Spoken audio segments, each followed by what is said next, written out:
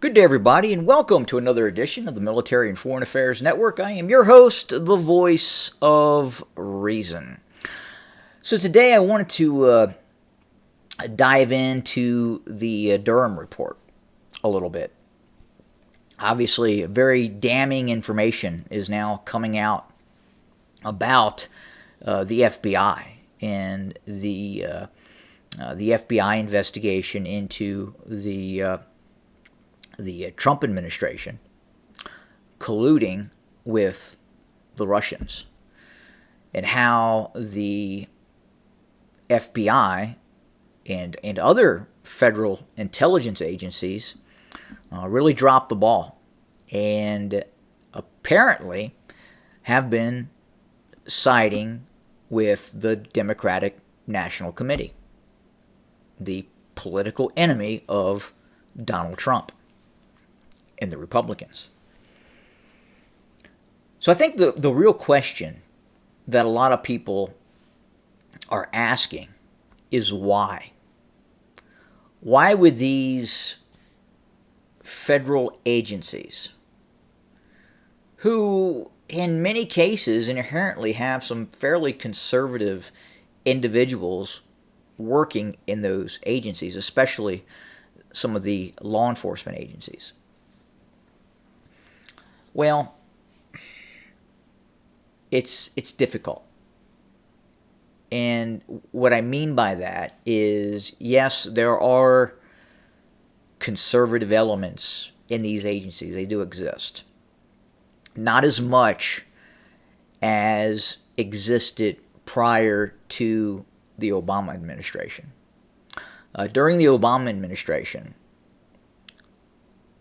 the administration, Obama, was really focused on not just getting political appointees into these federal organizations.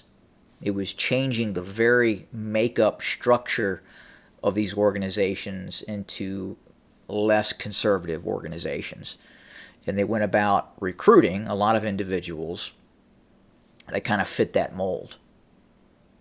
Now, there's other issues at play as well into this. Now, President Trump was looking to make federal reductions. Look, the federal workforce is the largest employer in the United States, hands down. And given the runaway debt that is occurring inside the United States, tough decisions are going to have to be made. We as a society are eventually going to have to cut or at least limit the growth of the federal government. It's not sustainable. And therein lies the problem. Therein lies the crux of the issue. These federal agencies do not like to be reduced. They like to have their budgets increasing every year. They like to validate their existence. That's how they validate their existence, through the continued expansion of this bureaucracy. So when you have one political party, the Republican Party, that talks about limiting the size of these federal agencies and curtailing them, all these federal agencies, including the federal line employee, becomes very nervous. They don't like that because it creates, it decreases continuity. It makes those federal employees nervous. And all these federal agencies, especially the frontline employees, the non-supervisory employees, fall under unions.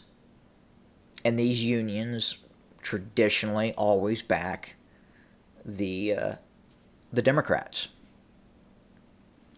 So even a agency that you would think would be moderately conservative, quite frankly, is not. And the reason it's not because fundamentally they are not conservative and they're not left-wing loons in most cases, but they're looking at their own survivability. They don't want to lose their cushy job.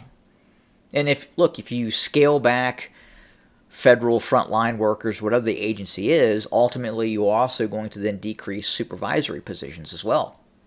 And those positions, those GS 13, 14, 15 positions, are very lucrative positions. They are very cushy jobs with essentially no accountability. And if you have a husband and a wife who are both GS 14s, they're making very good money and they're living a very comfortable life. And they don't want to upset that apple cart. And that's why you see these agencies, the personnel in these agencies, gravitate towards the DNC, the Dems, socialism.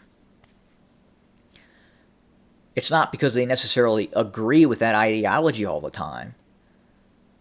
It's survival. They want to keep their jobs, and that's what's happening in a lot of cases. Not always. I mean, you do have quite a few now, again because of the Obama administration inundating these federal agencies with these left-wing nutcases. And it's continuing under Biden at even an exacerbated rate. But that is why these agencies, these federal agencies, went along with trying to attack Trump. They were worried about losing their livelihoods. And that's why they did what they did. And if that means we here in the United States, we see a one-party unitary state take over with the Democrats in complete and utter control, and you don't see the shift between political parties, the Democrats just take complete control and keep that continuity in the federal workforce, they're fine with that. Totally okay. Perfectly acceptable. I mean, some aren't, but by and large, most of your federal workforce does not want to see a RIF. They don't want to see a reduction in force. They want to keep their high-paying, very comfortable, very low accountability federal jobs. And that's how you see that continued expansion in the federal government, and why a lot of these federal employees and these federal agencies gravitate towards the socialist Democrats, because they're willing to perpetually expand the federal government. So I wanted to talk about that a little bit today, kind of give my view on why we saw what we saw, especially the way the FBI acted, the NSA acted, CIA. Again, all these were just fake reports that were created by political opponents of President Trump.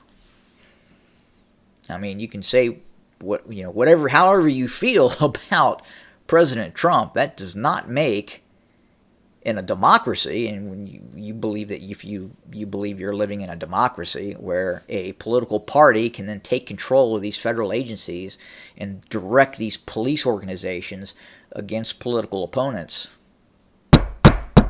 we have serious problems. Serious problems. And it's only going to get worse. It's only going to get worse. I think this election cycle coming up